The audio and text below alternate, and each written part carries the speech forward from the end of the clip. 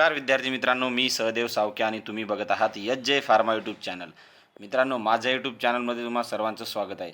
मित्रांनो, आज आपण फार्माकोलॉजी या विषयावरील बेसिक कन्सेप्टवर 20 MCQs बघणार आहोत. ते की तुमच्या एक्झाम पॉईंट ऑफ व्ह्यू खूप महत्त्वाचे आहेत. तर तुमचा टाईम न घेता बघा, आपण आज लवकरात लवकर चालू करू, म्हणजे 20 MCQs तुमचे फास्टमध्ये होऊन जातील. बघा, पहिला MCQ आहे, what kind of substance can't permeate membrane by passive diffusion. आता पॅसिव्ह डिफ्युजन हे तुम्हाला माहीत असायला पाहिजे. हे काय, एक ड्रग ॲब्झॉर्प्शनचा प्रकार आहे की जे कॉन्सन्ट्रेशन ग्रॅडियंटवर डिपेंड आहे. म्हणजे हायर कॉन्सन्ट्रेशनकडून ड्रग कुणीकडे जातो, मेम्ब्रेनच्या पलीकडल्या साईडला, जिथं की लोअर कॉन्सन्ट्रेशन आहे. लक्षात, त्याला आपण पॅसिव्ह डिफ्युजन म्हणतो. लक्षात. मग हे पॅसिव्ह डिफ्युजननं कोणते ड्रग्स काय होऊ शकत नाहीत, परमिएट होऊ शकत नाहीत मेम्ब्रेनच्या पलीकडे. तर बघा, इथं 4 ऑप्शन त्यांनी दिले आहेत. पहिला ऑप्शन आहे लिपिड सोल्युबल ड्रग्स, दुसरा ऑप्शन आहे नॉन आयोनाइज सबस्टन्सेस, तिसरा ऑप्शन आहे हायड्रोफोबिक सबस्टन्सेस आणि चौथा ऑप्शन आहे हायड्रोफिलिक सबस्टन्सेस. तर तुम्हाला माहीत असायला हवं, जे ड्रग लिपिड सोल्युबल असतात ते काय होतात, सेलच्या म्हणजे ॲब्झॉर्ब होऊन पॅसिव्ह डिफ्युजननं काय होतात, ॲब्झॉर्ब होतात. म्हणजे हायड्रोफिलिक, जे की ड्रग वॉटर सोल्युबल आहेत, तर ते ड्रग्स काय होऊ शकत नाहीत, परमिएट करू शकत नाहीत मेम्ब्रेनच्या पलीकडे. तर मग इथं तुम्हाला ऑप्शन नंबर 4 जे आहे तुमचं राईट आन्सर राहील. काय ऑप्शन नंबर 4 बघा,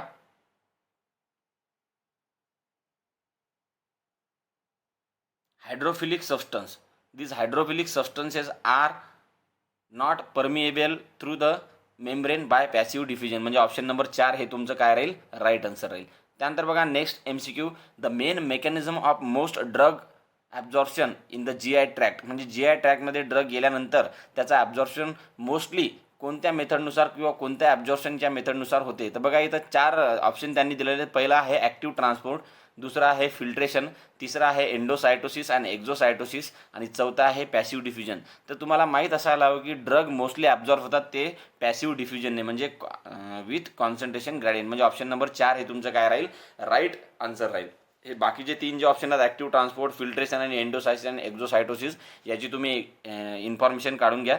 फक्त मी याच्यामधला एक मेन फरक तुम्हाला सांगतो, ॲक्टिव्ह ट्रान्सपोर्ट आणि पॅसिव्ह डिफ्युजन याच्यामधला. मग ॲक्टिव्ह ट्रान्सपोर्टमध्ये एनर्जी रिक्वायर्ड असते जर ॲब्झॉर्प्शन व्हायचं असेल तर, लक्षात. आणि पॅसिव्ह डिफ्युजनमध्ये एनर्जी रिक्वायर नसते, म्हणजे absorption direct with concentration gradient होते. आणि इन ॲक्टिव्ह ट्रान्सपोर्टमध्ये काय होते, कॉन्सन्ट्रेशन ग्रॅडियंटच्या अगेन्स्ट काय होते, ॲब्झॉर्प्शन, म्हणजे लोअरकून हायर होऊ शकतं. लक्षात, ॲब्झॉर्प्शन. तर आपला ऑप्शन नंबर 4 काय राहील, राईट आन्सर.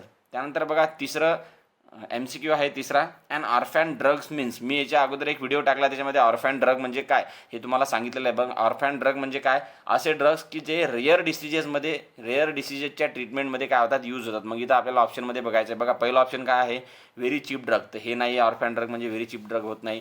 त्यानंतर drug which has no therapeutic use, हे सुद्धा चुकीचं उत्तर आहे. त्यानंतर drug needed for the treatment or prevention of rare disease, this is the right answer. म्हणजे असे ड्रग्स की जे ट्रीटमेंट आणि प्रिव्हेन्शनसाठी यूज डिसीजचे, आपण कोणते डिसीज, रेअर डिसीज, हे तुम्हाला लक्षात ठेवायचं. ऑप्शन नंबर 3 काय राहिला आपला, राईट आन्सर.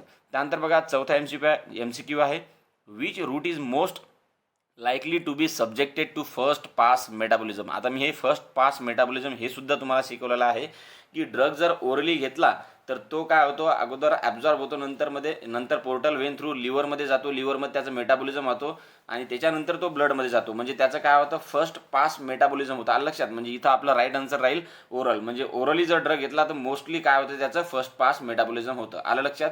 त्यानंतर हे सबलिंगियल झालं, सबक्युटॅनियस आणि रेक्टल्स रूट, याच्यामध्ये ड्रग काय होतं, लिव्हरमध्ये जात नाही, म्हणजे त्यांचं फर्स्ट पास मेटाबॉलिझम होत नाही. म्हणजे आपलं राईट आन्सर राहील ओरल. ओरली जर ड्रग घेतला तर त्याचं काय होतं, फर्स्ट पास मेटाबॉलिझम जास्तीत जास्त होतं. आलं लक्षात. त्याच्यामुळे ऑप्शन नंबर 1 हे आपलं काय राहील, राईट आन्सर. त्यानंतर बघा, 5वं MCQ आहे, alkalization of urine hastens the excretion of alkalinization of urine hastens the excretion of. म्हणजे जर युरिनचं अल्कलायझेशन केले, म्हणजे युरिनची बेसिसिटी तुम्ही वाढवली, तर कोणत्या ड्रगचं एक्सक्रिशन काय होतं, वाढतं. हास्टन म्हणजे वाढणे. आलं लक्षात. हे तर तुमचं काय आहे, प्रश्न आहे, MCQ आहे. बघा, इथं 4 ऑप्शन त्यांनी दिलेले आहे. पहिला ऑप्शन आहे वीकली बेसिक ड्रग्स, दुसरं ऑप्शन आहे वीकली ॲसिडिक ड्रग्स, तिसरं ऑप्शन आहे स्ट्रॉंग इलेक्ट्रोलाइट्स आणि चौथं ऑप्शन आहे नॉन पोलार ड्रग्स. तर इथं तुम्हाला लक्षात घ्यायचं आहे की जर तुम्ही युरिनचं अल्कलाइन, म्हणजे इथं वेगवेगळे कन्सेप्ट आहेत 2. म्हणजे युरिनचं अल्कलायझेशन जर गेलं तर त्याच्या विरुद्ध जे ड्रग्स आहेत, म्हणजे अल्कलायझेशन म्हणजे बेसिसिटी वाढवली, तर काय होतं माहिती आहे की युरिनची बेसिसिटी जर वाढवली तर ॲसिडिक ड्रग काय होतात, जास्त वीकली ॲसिडिक ड्रग काय होतात, जास्त एक्स्ट्रीट होतात. लक्षात. आणि ॲसिडची जर आणि युरिनची जर ॲसिडिटी वाढवली म्हणजे ॲसिडिफिकेशन जर केलं तर वीकली बेसिक ड्रग काय होतात, जास्त एक्सक्रीड होतात. म्हणजे आता इथं काय केलं त्यांनी, अल्कलायझेशन केलं, तर मग अल्कलायझेशनमुळे काय होईल, वीकली ॲसिडिक ड्रग्स काय होतील, जास्त एक्सक्रीड होतील. मग आता इथं ऑप्शन 4 दिले आहेत. पहिला ऑप्शन आहे वीकली बेसिक ड्रग, हे चूक आहे. त्यानंतर बघा ऑप्शन नंबर बी आहे वीकली ॲसिडिक ड्रग्स, तर हे त्याचं काय राहील, राईट आन्सर. मी तुम्हाला सांगितलं युरिन जे आहे त्याची जर तुम्ही काय वाढवली, ॲसिडिटी, म्हणजे ॲसिडिक जर केलं युरिन तर वीकली बेसिक ड्रग काय होतात, जास्त ॲब्झॉर्ब होतात. आणि युरिनची जर तुम्ही बेसिसिटी वापरली म्हणजे अल्कलायझेशन केले, बेसिसिटी जर वाढवली तर वीकली ॲसिडिक ड्रग्स काय होतात, एक्सक्रीड होतात. आलं लक्षात. तर तुमचं राईट आन्सर राहील वीकली ॲसिडिक ड्रग्स. त्यानंतर बघा 6वा MCQ, the most important factor governing absorption of drug from intact skin. आता स्किनमधून जर ड्रग ॲब्झॉर्ब व्हायचा असला, लोकल ॲप्लिकेशन जेव्हा आपण करतो स्किनवर, समजा एखादा ड्रग अप्लाय करतो, तेव्हा ड्रग मोस्टली म्हणजे कसा ॲब्झॉर्ब होतो किंवा कोणकोणते फॅक्टर्स त्याला रिस्पॉन्सिबल असतात ड्रग ॲब्झॉर्ब करण्यासाठी, आलं, स्किन थ्रू. तर बघा इथं 4 ऑप्शन त्यांनी दिले आहेत. पहिलं ऑप्शन आहे molecular weight of the drug, तर ड्रगचं जे स्किन थ्रू ॲब्झॉर्प्शन आहे ते मॉलिक्युलर वेट ऑफ द ड्रगवर डिपेंड नाही, म्हणजे ऑप्शन नंबर 1 काय राहील, चुकीचं. त्यानंतर साईट ऑफ ॲप्लिकेशन, हे सुद्धा चुकीचं आन्सर राहील. लिपिड सोल्युबिलिटी ऑफ ड्रग, आलं लक्षात, कारण की जे आपल्या स्किनच्या म्हणजे हे मेम्ब्रेन्स बनलेले आहेत ते कशापासून बनलेले आहेत, लिपिड्सपासून. मग लिपिड सोल्युबिलिटी जर ड्रगची असेल तर ड्रग्स मोस्टली काय होतात, ॲब्झॉर्ब होतात थ्रू द स्किन, म्हणजे ऑप्शन नंबर 3 काय राहील आपलं, राईट आन्सर राहील. त्यानंतर बघा 7वा MCQ, pick out the parenteral route of medicinal agent administration, म्हणजे याच्यापैकी खालीलपैकी जे 4 ऑप्शन दिलेले आहेत त्याच्यापैकी पॅरेंटल रूट कोणता आहे. आता पॅरेंटल म्हणजे नेमकं काय, पॅरा एंटरल म्हणजे एंटरल म्हणजे काय, जे की GI ट्रॅक्टमध्ये एंटर करतात असे जे रूट्स आहेत त्यांना आपण एंटरल म्हणतो. आणि पॅरा एंटरल म्हणजे जे की GI ट्रॅक थ्रू एंटर करत नाहीत, म्हणजे पॅरा एंटरल म्हणजे GI ट्रॅक सोडून जे एंटर करतात, जसं की इंट्राव्हेनस रूट झालं, इनहेलेशन रूट झालं, त्यानंतर इंट्रामस्क्युलर, सबक्युटेनियस, हे जे रूट झाले हे पॅरा एंटरल झाले, कारण ते GI ट्रॅकमध्ये ड्रग एंटर होत नाही त्या रूटनं जर दिला तर. मग बघा इथं त्यांनी पॅरा एंटरल तुम्हाला पॅरेंटल रूट सांगितलेले आहेत. बघा रेक्टल, याच्यामध्ये GI ट्रॅकमध्ये ड्रग जातो, बरोबर आहे, कारण की ॲनसपर्यंत, म्हणजे जर तुम्ही माउथपासून जर ॲनसपर्यंत घेतली तर ती काय एक GI ट्रॅक्ट आहे, त्याच्यामुळे रेक्टल हे ऑप्शन चुकीचं राहील. ओरल, आता ओरली घेतल्यानंतर GI ट्रॅकमध्ये चाललाच, सबलिंगली घेतल्याच्या नंतर पण सुद्धा GI ट्रॅकमध्ये झाला. पण जे इनहेलेशन आहे मग डायरेक्टली तुम्ही ड्रग काय करता, इनहेल करता आणि लंग्स थ्रू ब्लडमध्ये जातो, म्हणजे डायरेक्टली कुठे चालला, तुमच्या ब्लडमध्ये, म्हणजे हा रूट काय आहे, पॅरेंटल आहे. तर तुम्हाला काय लिहावं लागेल, त्याचा ऑप्शन नंबर 4 तुमचं राईट आन्सर. त्यानंतर बघा नेक्स्ट MCQ आहे 8वा, the blood brain barrier which restrict the entry of many drug into the brain is constituted by. आता तुम्हाला सर्वांनाच माहीत आहे BBB म्हणजे ब्लड ब्रेन बॅरियर, हे काय मेन बॅरियर आहे ड्रग ॲब्झॉर्प्शनसाठी ब्रेनमध्ये. म्हणजे ब्रेनमध्ये जर ड्रग ॲब्झॉर्ब व्हायचा असेल तर हे क्रायटेरिया त्यानं फुलफिल्स केले पाहिजे, किंवा हे जे फॅक्टर्स आहेत ते रिस्पॉन्सिबल आहेत की कोणताही ड्रग्स ब्रेनमध्ये सहसा ॲब्झॉर्ब होऊ शकत नाही. तर मग खालीलपैकी कोणकोणते फॅक्टर्स जे रिस्पॉन्सिबल आहेत ते आपल्याला ओळखायचे. बघा इथे त्यांनी 4 ऑप्शन दिले आहे, याच्यापैकी कोणतं ऑप्शन बरोबर आहे ते बघायचं आहे. बघा त्यांनी पहिलं ऑप्शन दिलेलं आहे P glycoprotein efflux carries in brain capillary cells. बघा हे पी ग्लायकोप्रोटीन जे आहेत ना, हे एका प्रकारचे पंप आहेत. कोणताही ड्रग जर एंटर करायचा असेल तर हे पंप त्याला म्हणजे पंप काय करतो माहिती आहे का, त्यांना बाहेर इफ्लक्स म्हणजे फेकून देतो. आलं लक्षात. जे ड्रग्स फक्त BBB जे आहे ब्लड ब्रेन बॅरियर त्याला जेव्हा ट्रान्सफर करू शकतो तोच ड्रग आतमध्ये ब्रेनमध्ये जाऊ शकतो, पण हे पी ग्लायकोप्रोटीन इफ्लक्सेस जे आहेत ना ते रिस्पॉन्सिबल असतात की ब्लड ब्रेन बॅरियरला क्रॉस करत नाहीत काही ड्रग. तर ऑप्शन नंबर 1 हे तुमचं बरोबर आहे. त्यानंतर बघा दुसरं, tight junctions between endothelial cells of the brain capillaries, हे सुद्धा रिस्पॉन्सिबल आहे फॅक्टर. बघा ते एंडोथिलियल सेल्स जे आहेत ब्रेन कॅपिलरीमध्ये त्यांच्यामधलं जे जंक्शन आहे ना खूप टाईट आहे, त्याच्यामुळे त्या जंक्शनमधून ड्रग काय होऊ शकत नाही, ॲब्झॉर्ब होऊ शकत नाही. तर हे सुद्धा फॅक्टर रिस्पॉन्सिबल आहे. त्यानंतर बघा enzyme present in the brain capillary walls. बघा हे जे जंक्शन्स आहेत ना एंडोथिलियल सेल्सचे, यांच्यामध्ये एन्झाईम सुद्धा असतात. आलं लक्षात. तर हे एन्झाईम सुद्धा रिस्पॉन्सिबल असतात की ड्रग सहसा ब्लड ब्रेन बॅरियर काय करू शकत नाही, क्रॉस करू शकत नाही. म्हणजे आपलं जे राईट आन्सर राहील ते ऑल ऑफ द अबोव राहील. हे MCQ तुम्ही एकदा व्यवस्थित वाचून घ्या, स्क्रीनशॉट मारून घ्या. लक्षात. तर हे तिन्ही जे फॅक्टर्स आहेत हे कशासाठी रिस्पॉन्सिबल आहेत की ड्रग्स सहसा ब्लड ब्रेन बॅरियर काय करू शकत नाही, क्रॉस करू शकत नाही. त्यानंतर बघा 9वा MCQ आहे हाय प्लाझ्मा प्रोटीन बाइंडिंग. आता बघा जेव्हा तुम्ही ड्रग बॉडीमध्ये घेता ना तेव्हा ड्रग ब्लडमध्ये गेल्याच्या नंतर ड्रग हा एकतर फ्री राहतो आणि दुसरी गोष्ट म्हणजे तो प्लाझ्मा प्रोटीन जे आहेत वेगवेगळे अल्ब्युमिन ग्लोब्युलिन्स वगैरे त्यांना बाइंड होतो, आलं लक्षात. तर मग हाय प्लाझ्मा प्रोटीन बाइंडिंग म्हणजे ड्रग जर तुमच्या प्लाझ्मा प्रोटीनला हायली बाउंड असणारा असला तर मग काय होईल, आलं लक्षात. तर इथं 4 ऑप्शन त्यांनी दिलेले बघा. Increase the volume of distribution of drug, हे याचं चुकीचं म्हणजे उत्तर चुकीचं आहे, हे याचा आन्सर राहणार नाही. त्यानंतर facilitate glomerular filtration of the drug, हे सुद्धा याचा आन्सर राहणार नाही. मिनिमायझेस द ड्रग इंट्रॅक्शन, हे सुद्धा याचा आन्सर राहणार नाही. Generally make the drug long acting, बघा हे त्याचं राईट आन्सर राहील, म्हणजे generally makes the drug long acting, आलं लक्षात. तर जेव्हा ड्रग्ज हा ब्लडमध्ये जातो आणि तो जर प्लाझ्मा प्रोटीनला बाउंड नसला तर तो काय होतं, लवकर त्याचा इफेक्ट देतो आणि लगेच बॉडीमधून एक्सक्रेट होऊन जातो. पण ड्रग जर हायली प्रोटीन बाउंडिंग असेल म्हणजे ड्रग ब्लडमध्ये गेल्याच्या नंतर प्रोटीनला बाउंड होतो आणि जसं जसं समजा आपल्याला ॲक्शन रिक्वायर आहे तसा अनबाउंड होतो आणि आपल्याला ॲक्शन देतो. त्याच्यामुळे काय होतं, म्हणजे ड्रगची जी ॲक्शन आहे ती लॉंग ॲक्टिंग आपल्याला भेटते. मग एखादा ड्रग जर हाय प्लाझ्मा प्रोटीन बाउंडेड असेल तर त्याचा अर्थ काय की हा ड्रग आपल्याला काय देऊ शकतो, लॉंग ॲक्टिंग ॲक्शन देऊ शकतो, आलं लक्षात. ऑप्शन नंबर 4 त्याचं काय राहील, राईट आन्सर, म्हणजे it makes generally the drug long acting, आलं लक्षात. त्याच्यानंतर बघा 10वा MCQ आहे, microsomal enzyme induction can be the cause of. बघा तुमच्या शरीरामध्ये वेगवेगळे एन्झाईम्स आहेत, त्या एन्झाईमचं कार्य काय असते, ड्रगचं मेटाबॉलिझम करणं. बघा मग एखादा ड्रग आपल्या शरीरामध्ये आपण काय घेतला, इंजेस्ट केला, नंतर त्याचं ॲब्झॉर्प्शन डिस्ट्रीब्युशन वगैरे होतं, सर्व गोष्टी होतात. त्यानंतर त्याचं काय होतं, मेटाबॉलिझम होतं आणि ड्रगची ॲक्शन काय केली जाते, कमी केल्या जाते आणि ड्रग बॉडीच्या बाहेर एक्सक्रीट केला जातो. पण हे जर मायक्रोझोमल एन्झाईम्स यांची ॲक्शन जर वाढली तर काय होईल, तर बघा ड्रग जो आहे ना तो लवकरात लवकर मेटाबॉलाइज होईल आणि लगेच ॲक्शन भेटायच्या अगोदर आपल्या बॉडीमधून काय होईल, एक्सक्रेट होईल. म्हणजे आपल्याला त्या ड्रगचा इफेक्ट भेटणार नाही. त्यामुळं आपल्याला त्या ड्रगचं काय होईल, निर्माण टॉलरन्स. तर 1 नंबरचा जो ऑप्शन आहे ना, the microsomal enzyme induction can be the cause of tolerance, म्हणजे टॉलरन्स ज्या माणसामध्ये डेव्हलप झालं याचा अर्थ त्याच्या शरीरामध्ये काय होऊ शकतं, त्यांचे जे एन्झाईम्स आहेत त्या एन्झाईमचं काय होऊ शकतं, ॲक्टिव्हिटी वाढू शकते, म्हणजे एन्झाईम इंडक्शन होऊ शकते. त्याच्यामुळे ड्रग घेतल्या काय होईल, मेटाबॉलाइज होईल आणि त्या ड्रगची ॲक्शन भेटणार नाही, म्हणजेच त्याला काय निर्माण होईल, त्या ड्रगचं टॉलरन्स, आलं लक्षात. तर ऑप्शन नंबर 1 काय राहील आपल्याला राईट आन्सर 10व्या MCQचं. त्यानंतर बघा 11वा MCQ आहे, biotransformation of the drug is to render them. बघा बायो ट्रान्सफॉर्मेशन काय, बायो ट्रान्सफॉर्मेशन हे केमिकल रिॲक्शन्स आहेत ज्याच्यामध्ये काय होतं, ड्रग हा काय केला जातो, मेटाबॉलाइज केला जातो. म्हणजेच ड्रग जे आहेत त्याचे ॲक्शन भेटल्याच्या नंतर ड्रग मेटाबॉलाइज होऊन त्याची काय होते, एक्सक्रिशनसाठी तो ड्रग तयार केला जातो, त्याला आपण म्हणतो बायो ट्रान्सफॉर्मेशन. मग ड्रग जर एक्सक्रीट व्हायचा असेल तर ड्रग्स कसा पाहिजे, आपल्याला वॉटर सोल्युबल पाहिजे, आलं लक्षात, म्हणजेच लेस लिपिड सोल्युबल पाहिजे. तर बघा biotransformation of the drug is to render them काय, लेस आयोनाइज, नाही चुकीचं आन्सर आहे. बायो ट्रान्सफॉर्मेशन झाल्याच्यानंतर ड्रग लेस आयोनाइज होतो का, तर नाही होत. मोर फार्माकोलॉजिकल ॲक्टिव्ह होतो का, तर नाही होत. त्यानंतर मोर लिपिड सोल्युबल होतं का, नाही होत, कारण की ड्रग आपल्याला बाहेर टाकायचा म्हणजे तो मोर वॉटर सोल्युबल पाहिजे, म्हणजेच लेस लिपिड सोल्युबल पाहिजे. म्हणजे ऑप्शन नंबर 4 काय राहील आपलं राईट आन्सर.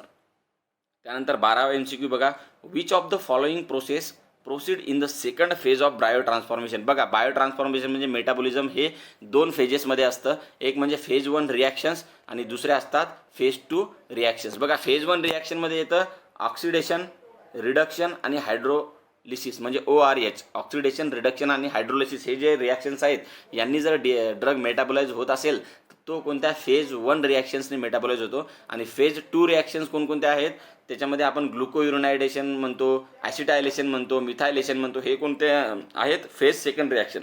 तर बघा आपल्याला त्यांनी काय सांगितलं, which of the following process proceed in the second phase of bio transformation. आपल्याला सेकंड फेज ओळखायची आहे, आलं लक्षात. बायो ट्रान्सफॉर्मेशन बघा इथं B, C आणि D हे जे ऑप्शन्स आहेत 3, तर हे काय आहेत, ऑक्सिडेशन, रिडक्शन आणि हायड्रोलिसिस, तर हे फेज 1 आहेत, आलं लक्षात. आणि आपल्याला फेज 2 सांगितलं त्यांनी, म्हणजे ॲसिटायलेशन हे काय राहील आपलं राईट आन्सर राहील. त्यानंतर बघा व्हॉट डज ॲफिनिटी मीन. ॲफिनिटी म्हणजे काय, ड्रगची ॲफिनिटी म्हणजे काय. आता ॲफिनिटी म्हणजे मी तुम्हाला एकदम मराठीमध्ये सांगतो, जेव्हा ड्रग हा रिसेप्टारवर बाइंड होतो आणि त्या ड्रगची आपल्याला म्हणजे जो ड्रग आहे त्या रिसेप्टारवर बाइंड झाल्याच्या नंतर तो ड्रग त्या रिसेप्टारला बाइंड होण्याची जी ॲबिलिटी आहे ना, त्या ॲबिलिटीला आपण काय म्हणतो, ॲफिनिटी म्हणतो. आता बघा खालील 4 ऑप्शनमधून आपल्याला त्याचं उत्तर शोधायचं, बघा ॲफिनिटी म्हणजे नेमकं काय. बघा option number A, a measure of how tightly drug bound to the plasma proteins. नाही चुकीचं आहे, प्लाझ्मा प्रोटीन्सला नाही, आपल्या रिसेप्टारला बाइंड होण्याची जी कॅपॅसिटी आहे त्याला आपण ॲफिनिटी म्हणतो. बघा 2 number, a measure of how tightly the drug bind to the receptor. Right, म्हणजे आपला ड्रग त्या रिसेप्टारला किती चांगल्या प्रकारे काय होतो, बाइंड होतो रिसेप्टारला. मी तर रिसेप्टारमध्ये, रिसेप्टार हा तुम्ही शब्द लक्षात ठेवा. म्हणजे रिसेप्टारला बाइंड होण्याची जी ॲबिलिटी असते कोणत्याही ड्रगची त्याला आपण म्हणतो ॲफिनिटी. तर ऑप्शन नंबर बी काय राहील आपलं राईट आन्सर. त्यानंतर बघा 13वा MCQ आहे, an agonist is a substance that. मग ॲगोनिस्ट म्हणजे काय, म्हणजे ॲगोनिस्ट म्हणजे असे ड्रग्स किंवा असा सबस्टन्स की जो काय होतो रिसेप्टारवर बाउंड होतो आणि आपल्याला जी थेरॅप्युटिक ॲक्शन आहे, म्हणजे आपण ज्या ट्रीटमेंटसाठी किंवा ज्या रिझल्टसाठी तो ड्रग घेतला ती रिझल्ट आपल्याला भेटतात त्याला आपण म्हणतो ड्रगची काय, ड्रग ॲगोनिस्ट असं म्हणतो. आलं लक्षात. मग आपल्याला ऑप्शनमधून बघायचं. बघा option number A, interact with the receptor without producing any effect. चुकीचं आहे. इफेक्ट प्रोड्यूस करतो रिसेप्टारवर बाउंड झाल्याच्यानंतर.